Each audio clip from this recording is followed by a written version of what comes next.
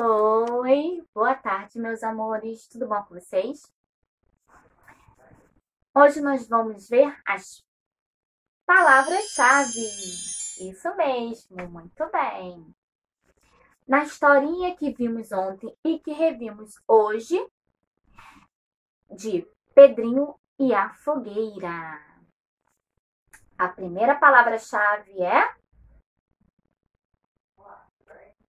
fazenda. A fazenda onde Pedrinho morava. F A Z E N D A. Fazenda. E a segunda palavra-chave de hoje é pular. Pedrinho gostava muito de brincar e ele gostava de brincar de pular também. Pular. P U L A R.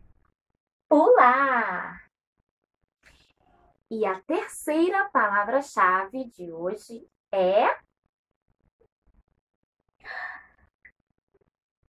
fogueira. A fogueira que se formou quando Pedrinho terminou de brincar. Fogueira. F O G U E I R A. Fogueira. Muito bem. Essas são as palavras-chave de hoje.